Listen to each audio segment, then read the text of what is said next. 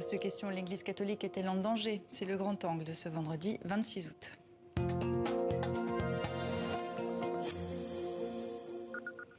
Il est belge, il est prêtre, c'est l'une des stars de l'Église catholique et il n'a jamais eu peur de parler de sexualité, quitte à mettre les pieds dans le plat pour sauver son Église qu'il aime. L'Église catholique est-elle en danger? C'est notre grand angle avec vous. Gabriel Ringlet, bonsoir. Bonsoir. Va où ton cœur te mène sort chez Albin Michel. C'est votre dernier livre. C'est une somme de réflexions inspirée de la pandémie sous forme de paraboles. Soyez le bienvenu. Dans 64 minutes avec vous, on va aborder beaucoup de questions.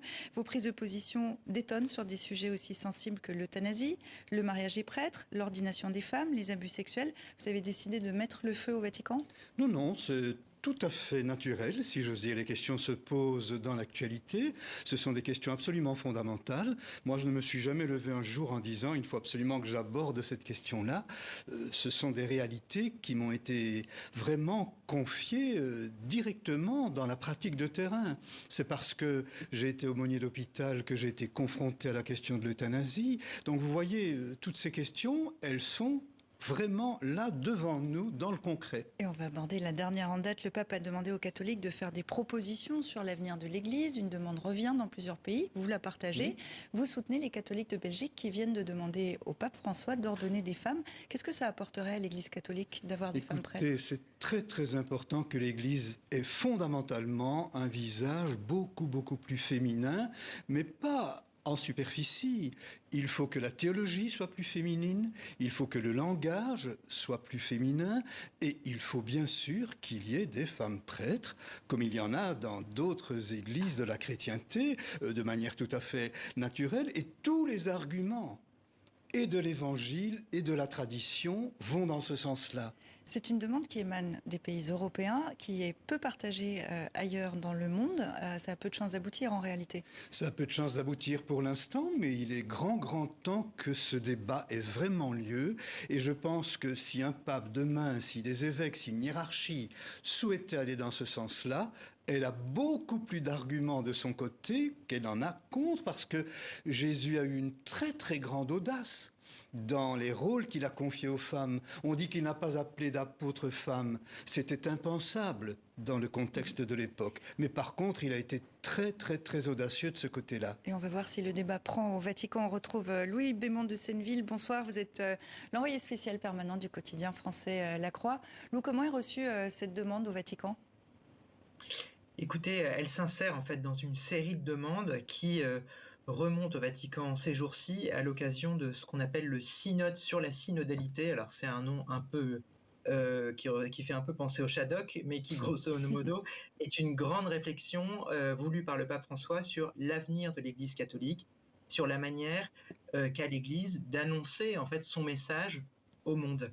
Ce message et cette question que vous évoquez, l'ordination des femmes, mais aussi l'ordination des hommes mariés, le fait que les hommes mariés puissent devenir prêtres, vient beaucoup des pays effectivement occidentaux, de l'ouest de l'Europe, des États-Unis, mais voilà, et c'est une question qui est présente dans le débat, mais qui n'est pas l'unique question dans cette grande consultation mondiale que j'évoquais à l'instant.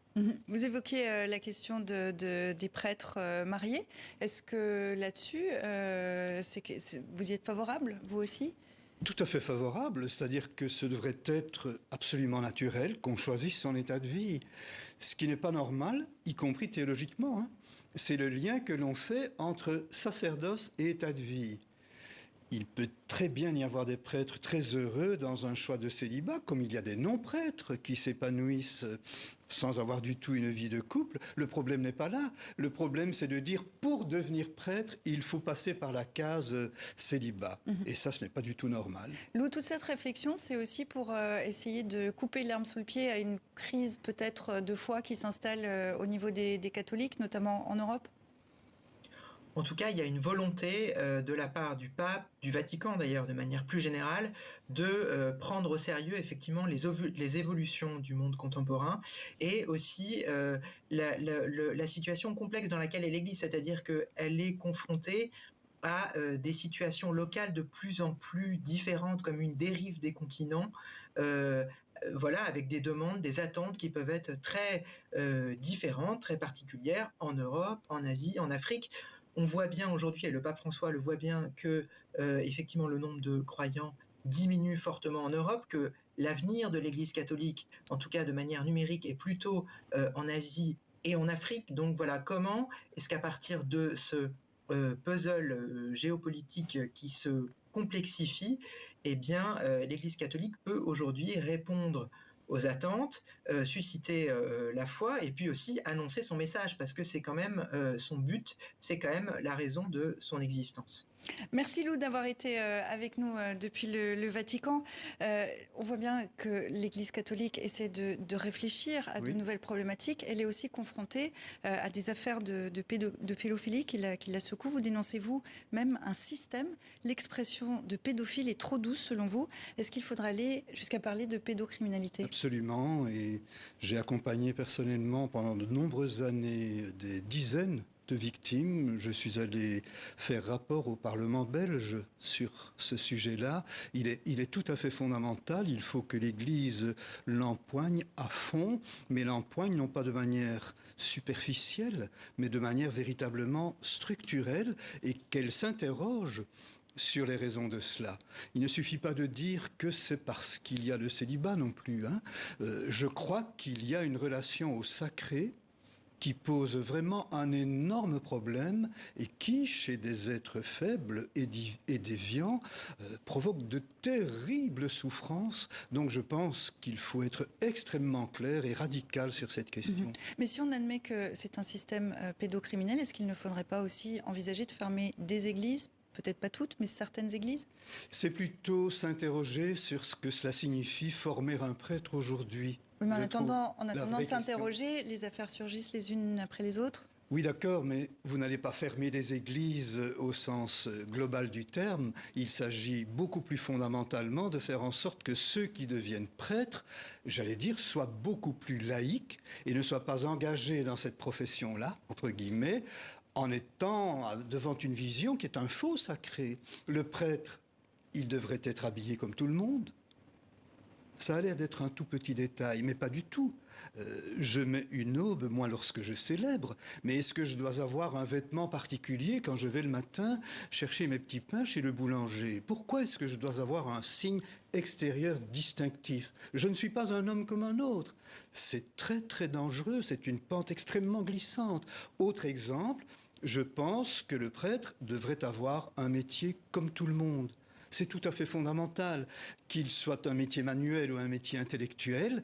Je pense qu'un prêtre qui travaille tout le temps dans les questions religieuses et les questions d'église n'a plus assez de distance par rapport à sa propre vocation. Donc il y a dans ce que l'on appelle vraiment la formation d'un prêtre, des questions tout à fait essentielles à se poser. Et il y a un clergé de milice, en fait. Oui, mais l'emprise que peut avoir un pédophile sur un enfant, sur la question spirituelle, c'est terrible. Et en cela, je trouve que la pédophilie dans l'Église est plus grave qu'ailleurs. Il y a de la pédophilie tout à fait en dehors de l'Église, c'est dramatique. Mais y ajouter une dimension spirituelle, c'est insupportable. J'ai accompagné par exemple une dame qui a été victime d'un prêtre dès l'âge de 12 ans. Ce prêtre lui disait, en la prenant sur ses genoux, « Mais regarde un petit peu comme Dieu nous aime ». C'est affolant d'ajouter cela. Dernière affaire en date, le cardinal Marc Ouellet est accusé d'agression sexuelle dans le cadre d'une action collective qui vise le diocèse de Québec. C'est l'un des cardinaux les plus influents du Vatican, un proche du pape, son potentiel successeur. François refuse d'ouvrir une enquête canonique à son encontre. Ça écorne la tolérance zéro qu'il prône? Je pense qu'il faut la tolérance zéro. Je suis allé très très souvent au Québec, c'est un peu ma seconde patrie, et j'ai rencontré pas mal d'évêques très très très gênés qu'on ne soit pas beaucoup plus clair sur ces questions-là, et depuis de nombreuses années. Donc je ne suis même pas surpris que ça vient d'éclater.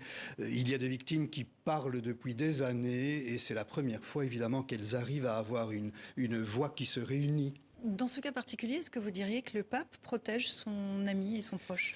Je pense qu'il est très très très mal coincé aux entournures et que je pense qu'il devrait peut-être avoir le courage vraiment de laisser les enquêtes aller jusqu'au bout. J'espère qu'il aura ce courage-là. Sur ce dossier-là, à plusieurs reprises, le pape a fait preuve de courage. C'est très dur lorsqu'il s'agit d'un ami personnel. Je peux très très bien comprendre, mais il est le pape aussi. Il est devant une grave question et je pense qu'il ne devrait pas hésiter. Alors en octobre dernier, le pape a invité les catholiques à penser l'Église de demain à l'occasion d'une réflexion mondiale. C'est ce qu'on évoquait déjà un petit peu tout à l'heure. Beaucoup de Belges aiment leur Église, mais déplorent qu'elle soit moralisante, formaliste, éloignée de la vie des gens et intrusive. Est-ce que vous iriez jusqu'à dire qu'aujourd'hui, l'Église catholique est en danger de survie? Il est en danger, mais en même temps, cette réaction que vous venez de citer, c'est vraiment un très bon signe. Moi, je suis très très heureux de voir, et je donne pratiquement 2 ou 3 conférences chaque semaine dans la plus petite église, très très frappé de voir à quel point les gens sont critiques, et donc c'est bon signe. Ils ne sont pas du tout des petits bénis oui-oui, ils interrogent leur Église, ils l'interpellent, ça veut dire que cela compte encore pour eux. Et donc je pense qu'il est grand temps de prendre des tournants structurels fondamentaux et qu'une grande partie de la population peut suivre dans ce sens-là. Et c'est très très bien que les gens interpellent leur Église. C'est très très bon signe, je trouve. Gabriel Ringlet, on vient de l'entendre, vous êtes beaucoup plus progressiste que le Vatican, que l'Église catholique. Pourquoi vous y restez dans l'Église catholique? Pourquoi ne pas la quitter? Mais vous savez, on n'est pas dans l'Église simplement pour y occuper une fonction. C'est parce qu'un jour on a été brûlé par un texte qui s'appelle l'Évangile, qu'on essaye de le rendre le plus concret, le plus vivant possible, dans des circonstances très très très précises. Et donc cela, on ne me l'ôtera pas. Et donc moi je me sens à l'aise dans l'Église et même à l'aise lorsque je suis critique. Et ça c'est une très bonne chose. C'est que l'on me permette d'avoir ma parole aujourd'hui, qu'un évêque puisse débattre avec moi au journal télévisé et dire sur le même sujet une parole inverse et que nous puissions tous les deux appartenir à la même institution, je trouve que c'est bon signe. Mais je vous propose qu'on lance le débat sur TV5 Monde avec vous et on va essayer de trouver un événement. Quand vous voulez. Formidable. Merci beaucoup Gabriel Ringlet d'être venu nous voir dans 64 minutes. Et puis pour poursuivre la réflexion, Va où ton cœur te mène. C'est votre dernier livre. Merci beaucoup. Merci à vous.